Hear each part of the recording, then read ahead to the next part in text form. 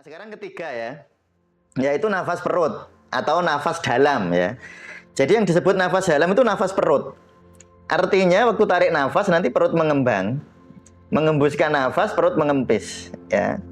Nah, sekarang cara latihannya begini. Nah, cara latihannya tangan salah satu di dada, boleh tangan. Ini orang banyak sekali yang salah paham tentang istilah nafas dalam.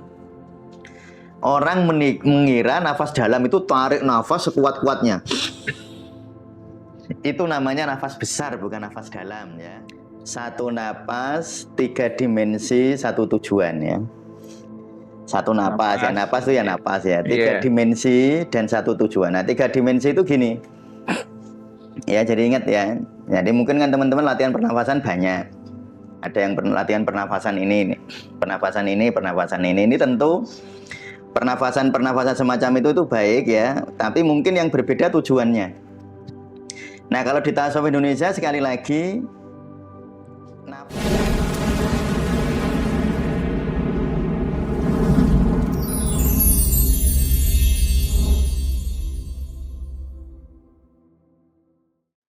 Assalamualaikum warahmatullahi wabarakatuh. Waalaikumsalam warahmatullahi wabarakatuh. Kali ini di ngaji beneran praktis sedikit nafas. Ya. Hari ini kita benar-benar praktis, Bah. Nah, hari ini kita akan praktek mengenai nafas terlebih dahulu ya, Bah. Ya. Ya, apa itu, Bah? Ya, kita sudah membahas buku Zikir Nafas ini dan kita hampir selesai di bab 1 ya, tentang hakikat nafas ya.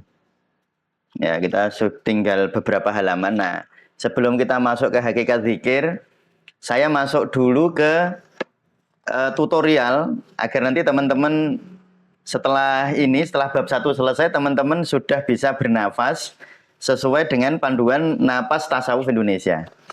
Nah, saya sudah buat ininya. Apa namanya? Ininya apa? Tutorial singkatnya ya. Nanti teman-teman di grup akan dibagikan di grup ya ini. Ininya ya. Soalnya itu nggak ada di sini. Nggak ada di buku ini. Ya, baik.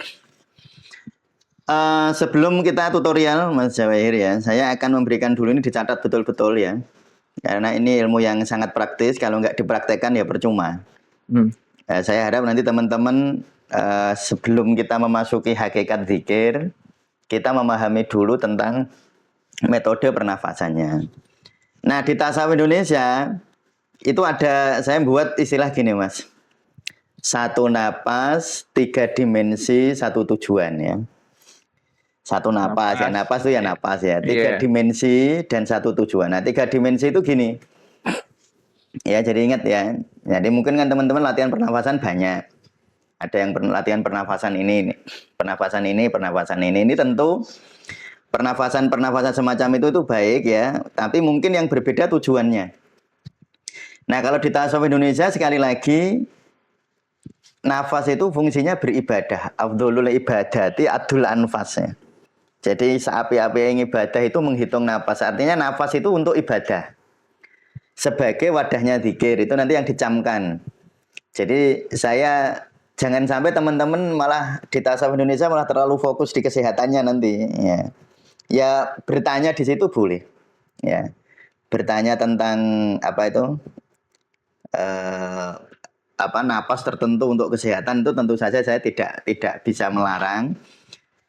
Tapi sebenarnya yang paling penting bukan itu ya. Yang paling penting itu kedekatan kepada Allah.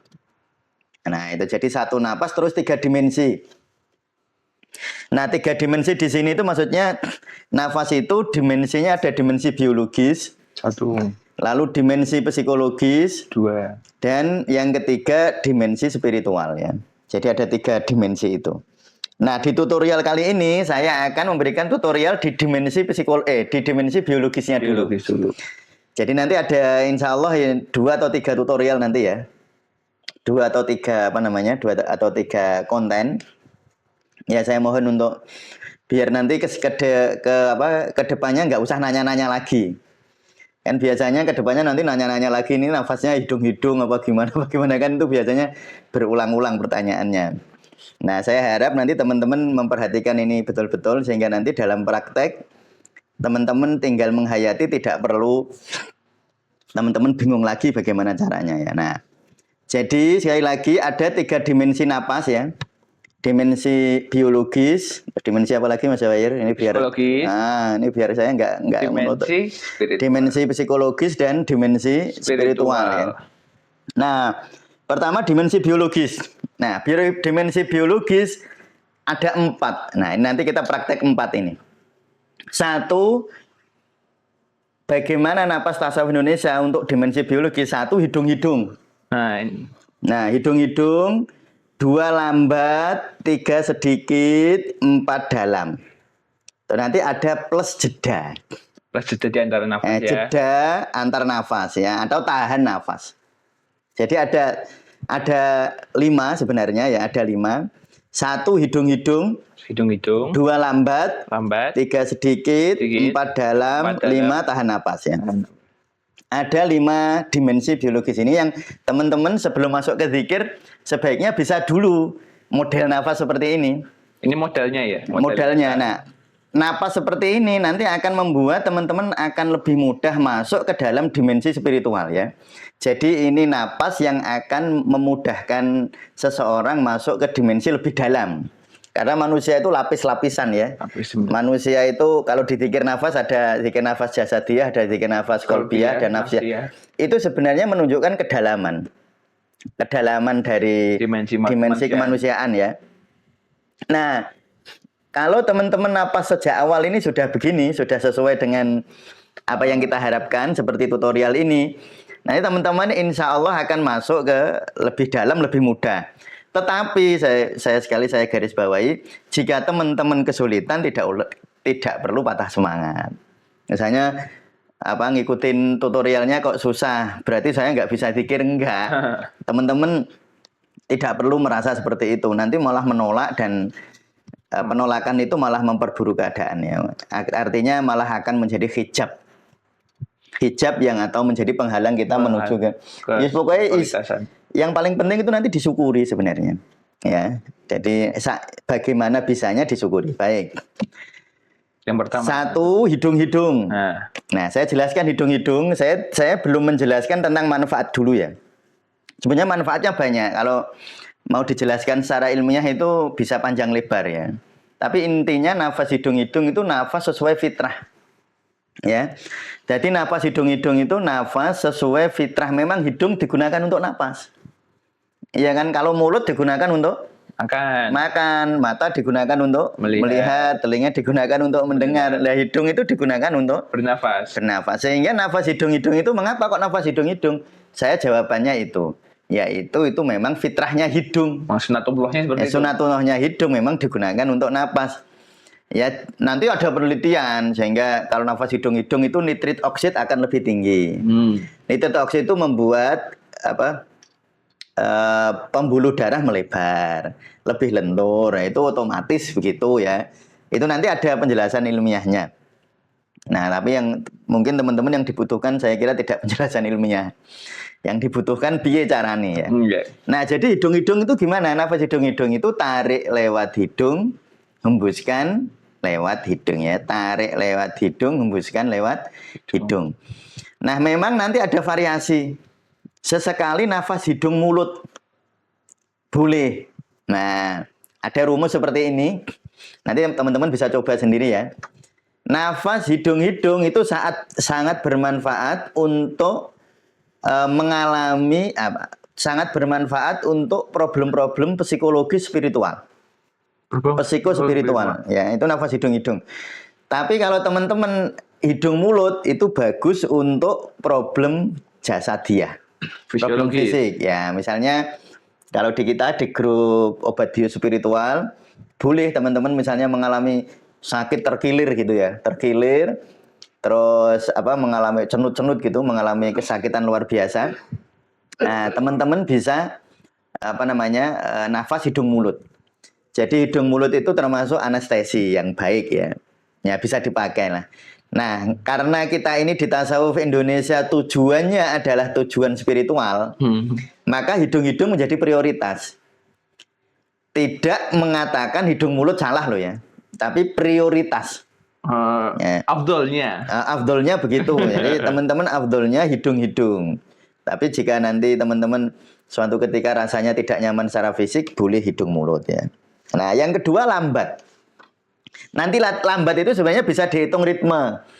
Saya kira teman-teman sudah sudah terbiasa dengan ritme napas di Tasawuf Indonesia ya, ada 55, ada 46, apalagi yang dulu ngikutin pelatihan apa itu Mas? Kepekaan energi zikir ya. Ya, itu yang mengikuti kepekaan energi zikir. Wah, itu banyak jenis-jenis nafasnya, ada 2,5. Ada nafas tongkat Musa, ada 2,5. Nah, tapi teman-teman nggak usah masuk ke situ dulu. Latihannya adalah tidak dengan ritme. Ya, latihannya adalah latihan nafas selambat mungkin. Ya. Jadi latihan nafas selambat mungkin. Jadi tarik nafas itu bagaimana agar bisa lambat? Kalau tarik nafas jangan langsung besar, langsung. Nah, kalau langsung, nah ya mesti lambat, yang mesti cepat. Nggak bisa nafas lambat. Jadi nafas lambat itu baru bisa optimal jika kita tarik nafas sedikit-sedikit. Makanya lambat dan sedikit itu jadi satu sebenarnya.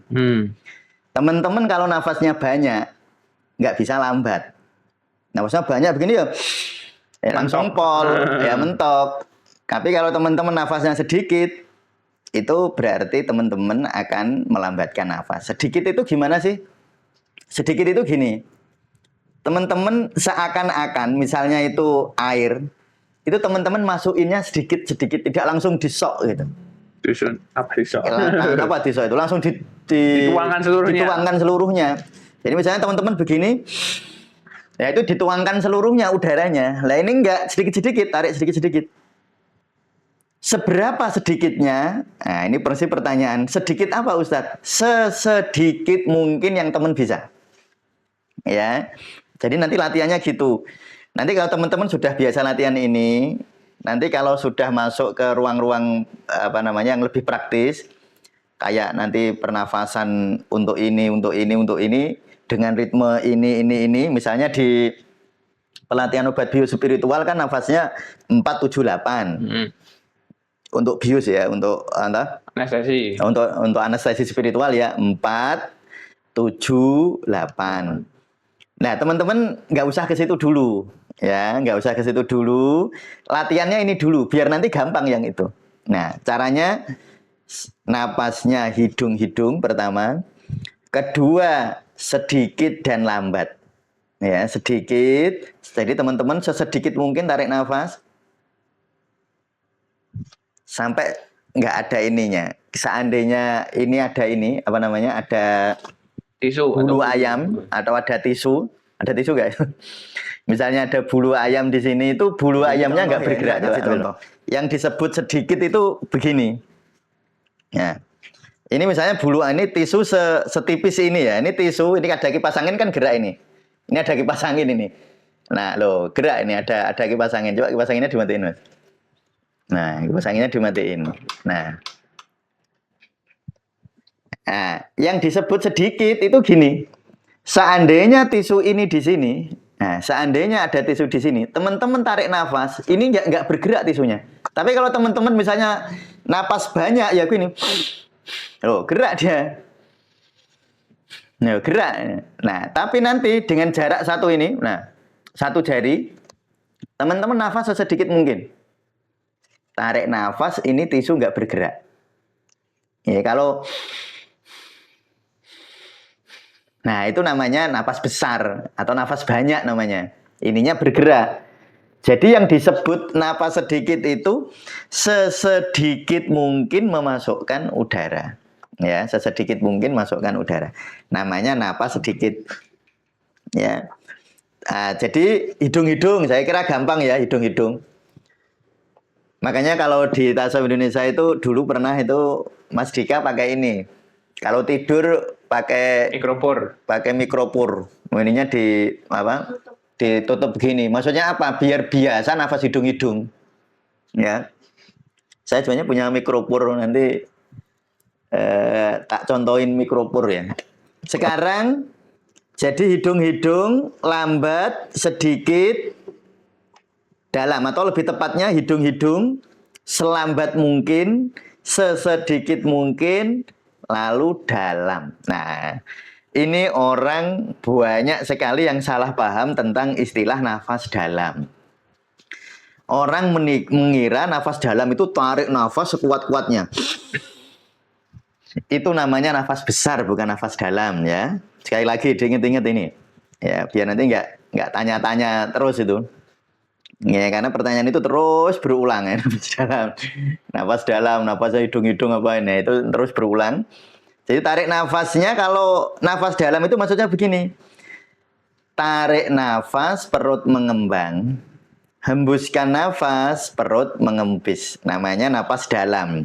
Tarik nafas, perut mengembang. Hembuskan nafas, perut mengempis. Disebut napas diafragma. Ya, napas dalam itu napas diafragma yang artinya prakteknya tarik nafas, perut mengembang, hembuskan nafas, perut mengempis. Baik, saya langsung tunjukkan. Ya, pertama ya, napas hidung-hidung. Jadi tarik nafas lewat hidung, menghembuskannya lewat hidung. Itu prioritas ya, hidung-hidung. Lalu yang kedua, sedikit. Sedikit berarti waktu tarik nafas, seakan-akan bulu, misalnya di sini ada bulu hidungnya, itu tidak bergerak. Begitu sedikitnya. Jadi nanti teman-teman latihan sesedikit mungkin, tarik dan hembuskan nafas, sehingga nanti nafasnya otomatis lambat. Nah, sekarang ketiga ya, yaitu nafas perut atau nafas dalam ya. Jadi yang disebut nafas dalam itu nafas perut. Artinya waktu tarik nafas nanti perut mengembang, menghembuskan nafas perut mengempis ya. Nah, sekarang cara latihannya begini. Ya, cara latihannya, tangan salah satu di dada, boleh tangan kiri maupun tangan kanan, salah satunya di perut. Nah, coba sekarang tarik nafas. Tarik nafas. Nah, waktu tarik nafas yang bergerak tangan yang ini. Nah, perutnya yang mengembang. Hembuskan nafas, perut mengempis ya. Yang dada mengembangnya dan mengempisnya minimal ya. Jadi yang di dada tidak bergeraknya sangat minimal. Yang bergerak bebas perut ya. Tarik nafas, nah, perut mengembang. Hembuskan nafas, perut mengempis. Coba nanti teman-teman latihan sambil tiduran seperti ini ya. Sambil tiduran, jika waktu bernafas yang bergerak kok yang di dada, berarti teman-teman masih nafas dada. Berarti teman-teman masih nafas dangkal. Yang disebut nafas perut, yang bergerak dominan adalah perut. Ya, yang bergerak dominan adalah perut. Tarik nafas, perut mengembang, menghembuskan nafas, perut mengempis. Jangan kebalik. Tarik nafas, waktu seseorang tarik nafas, yaitu perutnya mengembang. Perutnya mengembang, waktu menghembuskan nafas, perutnya mengempis, mengikuti gerak diafragma. Ya, jadi waktu tarik nafas, diafragmanya ke bawah, sehingga ininya mengembang. Waktu menghembuskan nafas, diafragmanya naik, sehingga mengempis. Sehingga nafas perut itu menggerakkan diafragma yang sangat menyehatkan. Ya. Itu yang disebut nafas dalam ya. Sekali lagi yang disebut nafas dalam. Nafas dalam bukan tarik nafas sebesar-besarnya. Tetapi yang disebut nafas dalam adalah tarik nafas perut mengembang, menghembuskan nafas perut mengempis.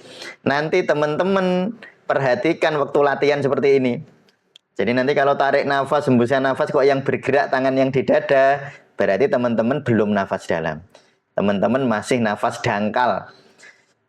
Yang disebut nafas dalam ketika yang mengembang dan mengempis itu perutnya. Ya, begitu ya cara nafas dalam. Sekali lagi ini yang paling sering keliru, nafas dalam itu dikira tarik nafas sebesar-besarnya. Nafas hidung-hidung dan nafas dalam ya, Bang?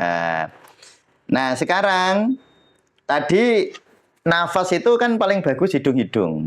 Nah, bukan hidung mulut. Nah, bagaimana cara kita membiasakan ya?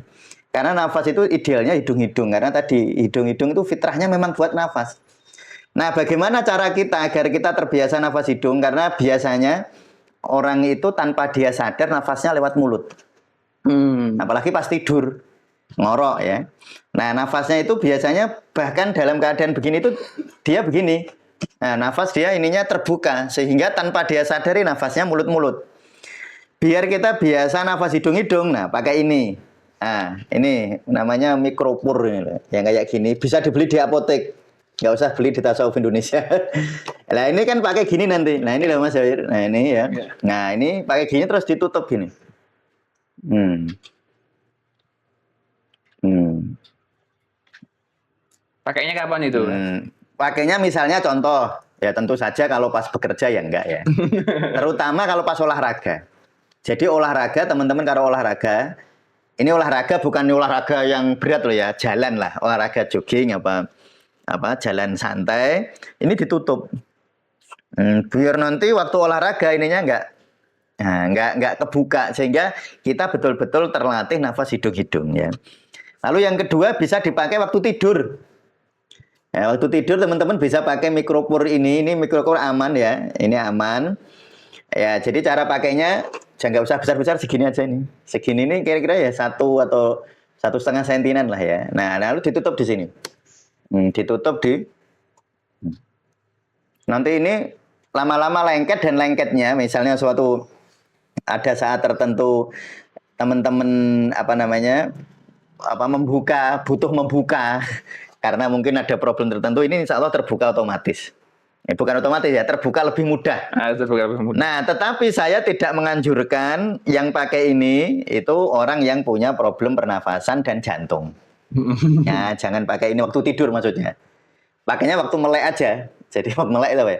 Waktu terjaga, teman-teman kalau pas sendirian maksudnya. Kalau pas sendirian ini ditutup. Jadi kalau pas sendirian ditutup. Sehingga coba ya teman-teman pas lihat di YouTube tanpa sadar itu kan ngowoh kayak orang Jawa, ya kan? Menganga, ini menganga. Sehingga tanpa sadar nafasnya lewat mulut dan itu kurang baik bagi kesehatan dan juga kurang mendukung. Ini bukan syarat mutlak itu enggak ya, tapi nanti kurang mendukung dalam ketentraman hati. Jadi nafas mulut-mulut itu atau nafas terutama tarik nafas lewat mulut itu berisiko terhadap fisik dan psikologis, Mas. Nah, makanya nanti biasakan gini kalau pas sendirian, misalnya teman-teman lagi ngetik atau lagi apa kan nggak butuh bicara ya. Nah, sambil ditutup atau pas kalau lihat sepak bola nggak asik kalau ditutup. Soalnya nanti butuh bengok-bengok ya. Teman-teman misalnya ngetik kayak saya ini sedang ngedit sedang apa. Nah, ditutup begini sehingga nanti waktu saya proses ngedit misalnya 20 menit, 30 menit itu betul-betul nafasnya hidung-hidung. Ya itu ya caranya, dan sekali lagi kalau tidur bagus pakai ini, terutama teman yang ngorok, kecuali yang punya problem pernafasan, yang punya problem jantung, saya tidak memperbolehkan pakai ini. Kecuali ada pengawasnya di samping. Ya nanti teman-teman bisa beli ini, dan ini harganya ya saya kira harganya beli gorengan dapat 4 kurang lebih beli gorengan ya 10.000 12.000-an harganya segitu, murah sekali dan bisa dipakai sebulan. Ini banyak sekali ya, nggak usah beli Tethaso Indonesia. Kita nggak jualan ya gitu Mas Zahir untuk tutorial kali ini. Nanti tutorial berikutnya di minggu depan kita akan berlatih dimensi psikologis dan spiritual ya. Kita akan masih tutorial insya Allah di minggu depan. Kesimpulannya di tutorial kali ini ada 4+1 dari dimensi biologis ya. 1 nafas hidung-hidung, 2 nafas lambat, 3 nafas sedikit, 4 nafas dalam, +1 yaitu tahan napas. Tahan napasnya nanti kita sekalian bahas waktu di dimensi psikologis. Silahkan latihannya berapa lama? Latihannya 1 menit, 2 menit, 3 menit boleh. Kalau teman-teman bisa latihan sampai 10 menit bagus. Latihan yang tadi hidung-hidung, selambat mungkin, sesedikit mungkin, dan dalam. Ya ingat pokoknya hidung-hidung, selambat mungkin yang teman-teman bisa, sesedikit mungkin yang teman-teman bisa, dan nafas dalam, yaitu nafas seperti tadi, tarik nafas perut mengembang, hembuskan nafas perut mengembis. Nah, dalam perjalanan saya melatih ribuan orang dalam latihan zikir nafas itu yang paling sering susah itu nafas dalamnya dan nafas sedikit ya. Nafas sedikit itu kalau orang nggak biasa terengah-engah. Makanya nanti latihannya sesedikit mungkin yang teman-teman bisa. Jadi saya nggak akan maksa nafasnya lambat sampai 10 detik, enggak. Pokoknya teman-teman latihan. Nanti lama-lama kalau teman-teman latihan nanti bisa lambat. Bisa makin lambat, bisa makin sedikit. Nah, mengapa demikian? Insya Allah nanti kita jelaskan. Yang penting bisa dulu, baru nanti kita tahu alasan-alasan ilmiahnya. Ya, saya kira demikian. Terima kasih, Mas Jafir. Ya, baik. Tuhan dimanapun Anda berada. Ini tadi sudah diajarkan tutorial bagaimana nafas di tasawuf Indonesia. Ya. Bagi kawan Sobi yang ingin mendapatkan pamfletnya tadi, bisa mengikuti grup Ya. atau mengikuti saluran di WhatsApp kami. Nanti linknya di deskripsi. Terima kasih. Wassalamualaikum warahmatullahi wabarakatuh. Waalaikumsalam warahmatullahi wabarakatuh.